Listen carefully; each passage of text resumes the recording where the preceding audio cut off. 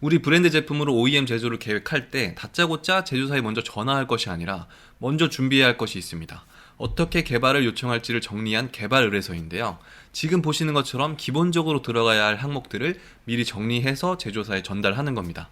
개발 품목이 화장품이든 건강기능식품이든 뭐든지 간에 이런 기본적인 항목들에 대해서 먼저 채워보는 게 중요합니다. 왜냐하면 보통 제품 개발을 하기 위해서 기획을 하실 때 두서없이 그때그때 얻은 정보들이나 아니면 주위에서 추천하거나 뭐 그런 것들로 즉흥적으로 하시는 분들이 많이 계시거든요. 물론 이게 무조건 이러면 안 된다라는 건 아니지만 이렇게 기본적인 항목들을 채워나가기 위해 생각을 하고 좀 더 조사를 하게 되거든요.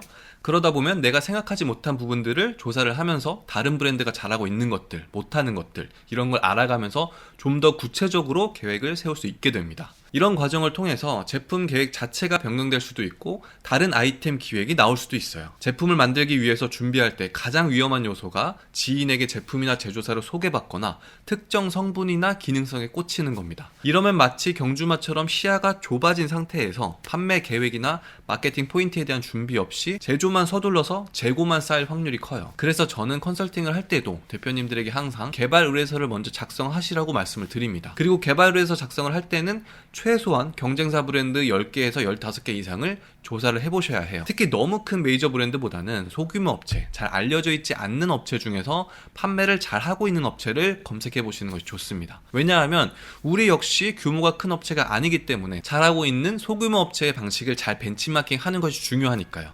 소규모 신규 브랜드가 런칭을 많이 하는 와디즈나 텀블벅 같은 펀딩 사이트에서 보시는 게 좋고요. 스마트 스토어나 쿠팡, 각종 오픈몰 등에서도 해당 카테고리 내에서 판매순, 인기순으로 정렬을 한번 해보세요. 그런 다음 상위권의 광고를 제외하고 내가 아예 모르거나 많이 들어보지 않은 브랜드들을 찾아내시고 각종 포털 사이트나 쇼핑몰에서 해당 브랜드명 키워드로 다시 검색을 해보는 겁니다. 그러면서 상세 페이지는 어떻게 구성되어 있는지, 제품명이나 썸네일은 어떻게 만들었는지를 보는 겁니다. 광고에 노출되었다면 광고 소재도 한번 살펴보시고요. 그렇게 충분히 시장 조사를 진행하신 후에 개발 의뢰서를 작성해 보시는 거예요. 그럼 개발 의뢰서의 항목들을 보면서 말씀드릴게요. 기본적인 회사 정보 외에 제품명은 아직 확정된 부분이 아니니까 가칭으로 해주셔도 되고요. 시장 조사를 하면서 경쟁사 제품명을 각각 조합해서 일단 만들어 보는 것도 좋습니다. 그리고 출시 예정일은 나중에 변경이 되더라도 정해두시는 게 좋아요. 뭐 24년 9월 초 런칭이라든지 이렇게 특정을 해두셔야 향후 개발 일정에 대해서도 좀 더 타이트하게 관리를 할 수 있습니다. 유통 채널 같은 경우는 뭐 대부분 온라인 쪽을 생각하시겠지만 추후에 특정 국가에 수출할 것까지 고려를 한다면 해당 국가에 추가적으로 인증이 필요한 성분은 미리 피한다든지 뭐 이런 것들을 미리 체크할 수가 있거든요. 그래서 필요한 부분이고요. 그리고 가장 중요하다고 볼 수 있는 개발 배경과 컨셉은 사전에 경쟁사 브랜드 조사를 통해서 잘하고 있는 경쟁사 브랜드들의 공통적인 장점, 특징이 뭔지 이런 것들이 있다면 우리 제품도 당연히 그 부분은 가져가는 것이 좋고요. 그리고 경쟁사 제품의 후기 등을 확인해서 안 좋거나 아쉬운 부분들이 있다면 그걸 개선함으로써 우리 제품의 차별화로 가져갈 수 있습니다. 이런 부분들을 정리해서 제품의 기능적인 부분을 개선하기 위한 방향을 적어주시면 됩니다. 그렇다고 특정 성분을 꼭 기입해서 넣거나 그래야 하는 건 아니에요. 추가되거나 개선되었으면 하는 부분을 넣으시고 그것에 해당되는 성분이나 제형 개발을 제조사에 요청하시면 됩니다. 타겟 고객층 역시 시장 조사를 한 것을 바탕으로 대표님이 목표로 하시는 연령대 및 성별을 기준으로 잡으시면 되고요. 예상 소비자가와 예상 제조원가도 매우 중요한데요. 처음 개발을 하신다면 이 부분이 어려우실 수 있지만 그래도 소비자가를 먼저 책정해보고 제조원가를 정해서 퍼센티지를 맞춰봐야 내가 광고 예산을 얼마나 쓸 수 있고 그렇다면 제조원가는 소비자가 대비 몇 프로 이상 하면 안 된다. 이런 것들을 세울 수 있어요. 통상적으로 제조원가는 단품 소비자가 대비 20% 내외로 잡는 것이 가장 일반적입니다. 그리고 초도 발주 수량은 MOQ에 해당되기도 하는데요. 미리 희망하시는 MOQ를 적으셔서 사전에 이 수량이 가능한지 아니라면 몇 개부터 가능한지를 바로 회신받을 수 있어요. 부자재 턴키 여부는 제품을 제조하는 데 있어서 제조사의 모든 부자재까지 핸들링해서 완제품으로 최종 견적을 받고 진행할 건지 아니면 제조사는 내용물 개발, 충진 포장까지만 담당하고 나머지 부자재는 내가 모두 따로 입고를 시킬 건지를 자급과 사급 여부로 전달할 수 있습니다. 자급은 제조사에서 모두 알아서 턴키로 진행한다는 거고요. 사급은 방금 말씀드린 부자재를 고객사에서 별도로 공급하겠다는 말입니다.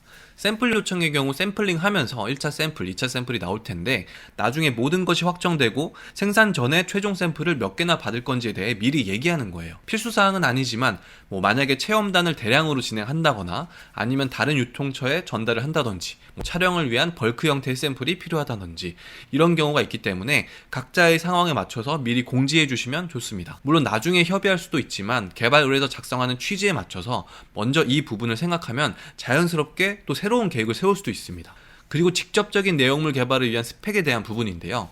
용량은 경쟁사 시장조사를 통해서 나온 걸 바탕으로 해서 소비자가 대비 얼마의 용량으로 판매를 하고 있는지, 그렇다면 나는 소비자가 대비 용량을 얼마나 설정하는 것이 좋을지 결정하는 겁니다. 소비자가 구매 결정을 하는데 굉장히 중요한 요소 중에 하나이기 때문에 이 부분은 충분히 검토를 해보시는 것이 좋습니다. 쿠팡을 보시면 그람당 얼마라고 표기가 되어 있는 거를 보셨을 거예요. 시장조사를 할 때도 이 부분을 참고하시고 우리 제품이 용량당 가격이 더 저렴하다면 훨씬 더 경쟁력을 갖출 수 있겠죠. 그 외 제형이나 사용감, 용기 타입, 향, 색상 등은 많은 경쟁사 제품을 실제로 테스트 해보시고 우리 제품은 어떤 타입이 좋을지 선정해보시는 거예요. 이때에도 경쟁사 제품을 써보시고 가장 타겟팅 할 만한 브랜드의 제품을 기준으로 이것은 우리가 가져가고 이 부분을 개선하는 방향으로 접근하시면 작성하시는데 훨씬 도움이 되실 거예요.